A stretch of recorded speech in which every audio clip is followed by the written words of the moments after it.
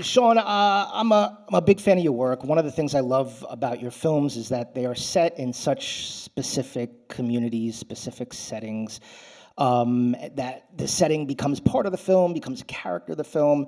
And we are here, sitting here in the heart of New York City today. So I kind of want to start in Brighton Beach, Brooklyn, in the dead of winter, and why that was the perfect setting for this story. Okay, cool. Thank you. Well, Karan Karagulian, who plays Taurus in the film, we go way back. He's been in every one of my films. It was shortly after Prince of Broadway, which was my third, and the third that we did together, that we started exploring this idea of telling a story in the Russian-American community in Brighton Beach and Coney Island, simply because that's where the community is here in New York, but also Karan has ties. He's Armenian American, married to a Russian American. Lana is his wife, and she plays his wife in the church scene. So because of his connections and because of my desire to explore that area, also on a visual level. I mean, it's not only culturally rich; it's visually very exciting, and that section, especially Coney Island, feels almost stuck in time. Very cinematic location. So, but it just took us 15 or almost 17 years to get here, to figure out what the plot would be, and I applied this idea of this young woman who realizes a little too late that she married the wrong man. It was that idea that we applied to that world and got things rolling. Yeah. Mikey, I also want to ask you about Brooklyn, but before I do, I want to back up and ask you about, Sean came to you, and it must have been surreal when he pitched you on writing a character for you. And the script wasn't even written yet, and you agreed to do the role before the script was written, which is almost like investing in an empty plot of land and then just hoping the builder knows what he's doing, But what sold you on that original pitch? Well, first of all, thank you all so much for being here and for staying for the Q&A. I really appreciate it. Well, I think in this particular situation, I knew that the builder definitely knew what he was doing, and I was a big fan of his work.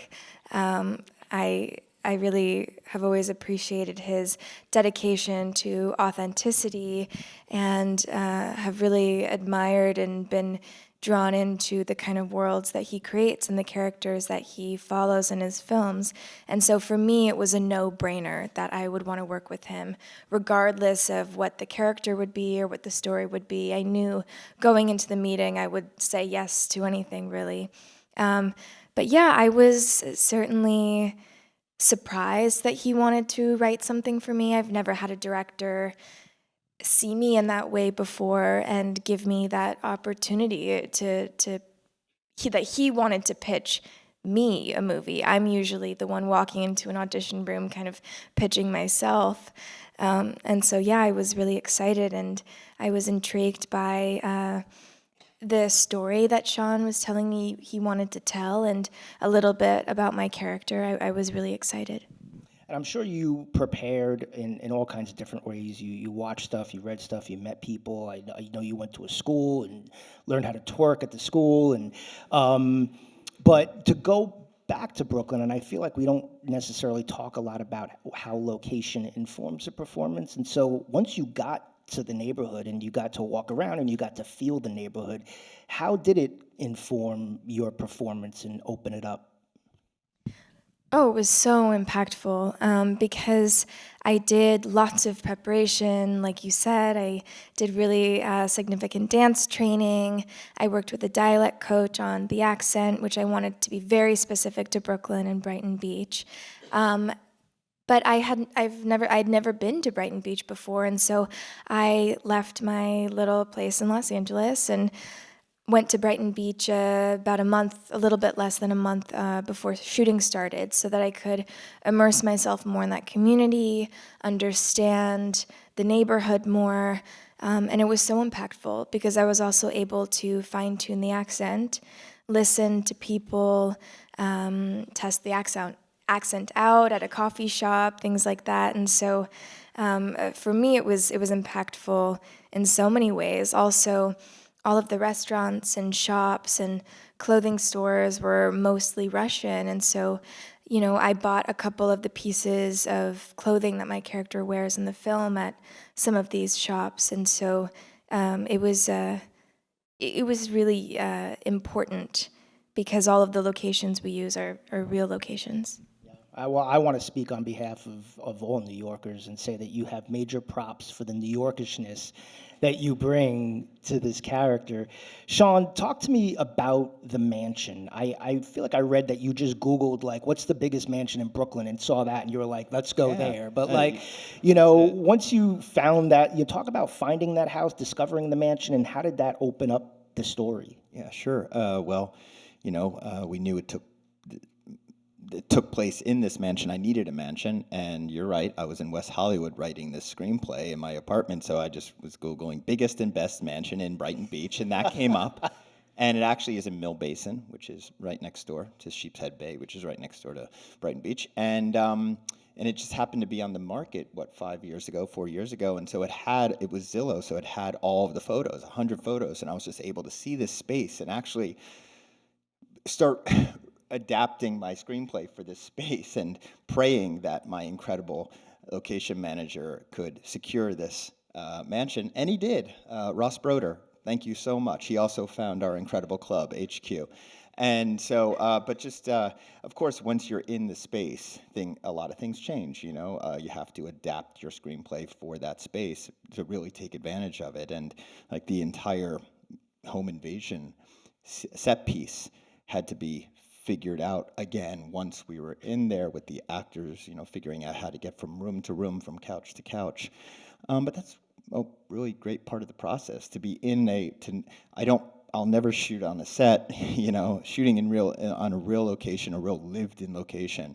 I think that translates to the screen. You feel it's real. Yeah, and you bringing up the home invasion, I wanted to bring that up, and Mikey, I'll start with you. There is a 28-minute home invasion sequence in this film that I feel like is shot in real time. Correct me if I'm wrong. It plays out in real time. Yeah. It's an incredible sequence, and I know you've described this film as a fairy tale until it's not, and that's very much as the moment where it begins to not be the fairy tale anymore. And Mikey, talk about kind of what do you remember from shooting that sequence? What was the most challenging part of it, and was it the physicality with the chaotic energy? Was it just exhausting to shoot that?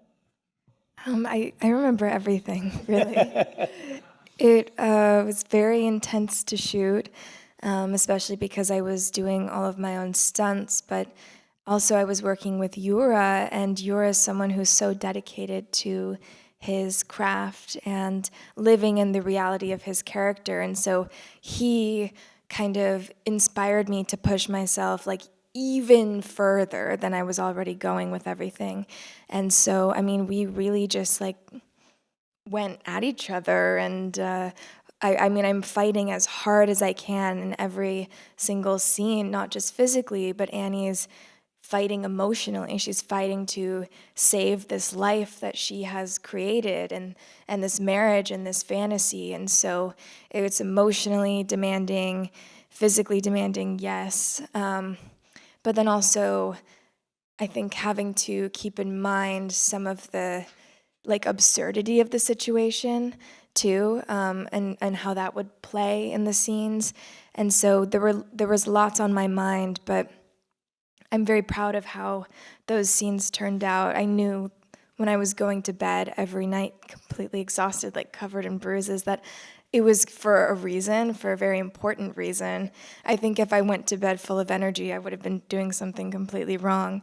But I obviously always woke up the next morning excited to go back to work and to keep shooting. But yeah, Annie's just, she's going 100 miles an hour in every scene of that portion of the film. So it was a lot, but it was interesting to navigate that as an actor. Did you spend a lot of time with the cast? Like, how much time did you spend with Mark and Yura preparing and rehearsing, or did you just kind of go for it?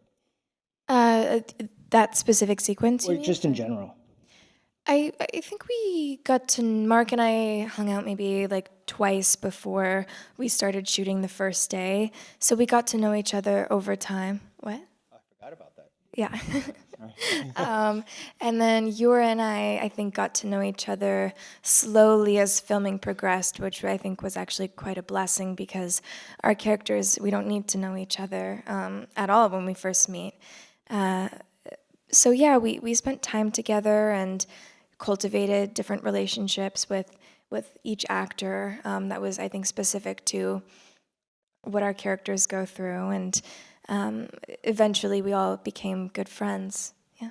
And there was I think for one of my films, there was more rehearsal than I've ever done before. I don't know whether that's the average, I'm not sure, but it definitely felt like I was rehearsing more with my actors, and that was a blessing. That was wonderful because they were all, this is one of the first times in which my main cast and most of my supporting casts are seasoned professional actors with years of experience, and so that was really what they were bringing to the table every day. It was really special to hear their ideas, to hear variations of, to see variations in our rehearsals of performances, yeah, that's all I have to say about that. Well, this Sorry, was guys, it's been a long couple of days. this was the biggest budget you've had. This is feel the like, biggest right? budget. It probably about $1.5 million more than Florida Project. Oh wow! So I'm curious, because you are a scrappy filmmaker. You've made films for like 3K. You've made films shot entirely on iPhones, and I think part of why audiences are endeared to your work is because I think that scrappiness pulls you closer. Because you don't have the money, it feels more intimate and personal and authentic. And so I'm curious, like, how do you maintain that scrappiness as your budgets grow larger and larger? Well, we're still at the bare minimum. I mean, we are at the cap of what I could possibly get for something like this, with this subject matter and doing it independently and not packing it with A-list talent is what like other films do. And so we're still, to tell you the truth, we still have a ton of limitations put upon us, but I like that. I need that. I need to be forced to think outside the box or to figure out solutions, because I think that's when the serendipity happens. That's when the happy accidents happen, and I can't forget that. The minute I forget that, the minute we get trailers and get too cushy, I think we're going to lose whatever the film gods have given me over the last few films. So I have to be respectful to the film gods. I'm curious, Mikey, what was something you learned from Sean as a filmmaker that maybe kind of opened your eyes in a way to performing that maybe you hadn't received before from working? What's something that you learned from him that now you'll take to your future work? I mean, I learned so much making this film. It was very impactful, like transformative period of time in my life to go off and shoot this incredible film and have this like wild adventure. It's very life-changing, which sounds dramatic, but it's true. I learned a lot about my work ethic, also just I think how Sean was able to make me realize how important my voice is as an artist, and that my opinions are valued and important.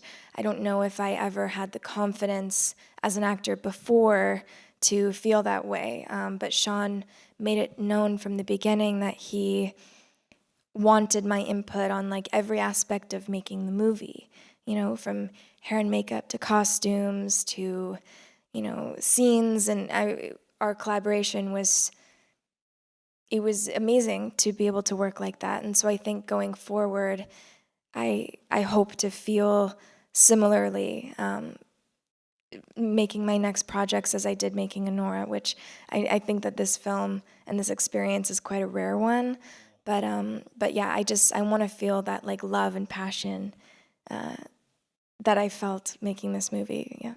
What about you? What did you learn from Mikey that maybe changed you as a filmmaker? Yeah, no, I feel the same way. Just working with this incredible cast, it really, and having the time to work with them, and to, I was just getting such, I was getting such gold every day, and not just their performances, but their energy they brought to set, their enthusiasm, and their ideas. I mean, so many ideas, and they were incorporated into the film. I'll give a quick example of like how collaborative this was and how much I relied on them. The beginning of the film, before she meets Yvonne at the club, we're just sort of setting up the club, just the mechanics of this world. And I almost wanted it to feel like a labor movie at first, and just be seeing a night in the life of Annie. So I was thinking Robert Altman. Robert Altman was on my mind in terms of how we would do this. I wanted to actually have this club up and running, essentially. I mean, we knew everybody there. There was background actors interacting with dancers and everything, and our supporting cast. But it was still, we had everybody talking at full volume. We had our producer DJing music. Alex Coco was DJing music, which is usually a no-no. You're not supposed to marry music with your recorded dialogue. But I really wanted everybody to feel the vibe of the room and feel the music and the beat. And then we had Mikey on a wireless mic and an earpiece, and we just shot 3 mags of film, 10 minutes each. So we shot 30 minutes of this on a telephoto lens and just followed her around the club. And I would say, oh, go over to the gentleman on the right. And Mikey would be meeting that person for the first time in character and having to gauge and read this guy and figure out how I'm going to hustle him. And then I would say, okay, now get to the gentleman across the room. And we would just be documenting all of this. And it works so wonderfully because Mikey had done so much research and spent time in the club, shadowed dancers, understood how these interactions and transactions take place. And so it was completely improv for all of that. Now we whittled it down to like 4 to 5 minutes before she meets Yvonne, but trust me, I had 30 minutes of gold. And are these guys all actors that don't know what she's going to do, and they have to kind of improvise and play off her? Was that a fun experience? It was really fun as an actor to have that experience. Walking up to people who, I mean, I think also because the camera is so far away, there's less of an awareness of being filmed, and so the moments felt so real, and you're so immersed in this energy of the club. Like, Annie's coworkers are to the left and to the right of her, working and chatting people up, and so it's amazing to be in that environment. You have no idea where a conversation's going to take you. And immediately, like Sean said, Annie has to assess them and intuitively try to figure out how she can get them to a private room for dances. And so it was really fun. I encountered so many characters, and also, talking to my coworkers who I had already gotten to know and had created like interesting dynamics with too. And so I think that those scenes were so important because you get to know a little bit about Annie and who she is, her work ethic, maybe what she's capable of, and this sort of interesting version of her, who she presents at the club. And so yeah, it was fun to shoot like that. I had never done anything like that before. Well, it worked like gangbusters. The film is incredible, ladies and gentlemen. It's called Anora. It opens in theaters today. If it means something to you, please tell your friends and your family. Sean Baker, Mikey Madison. My name is Eric Davis. Thanks, guys. Have a great rest of your night. Thanks for coming. We appreciate it. Thank you.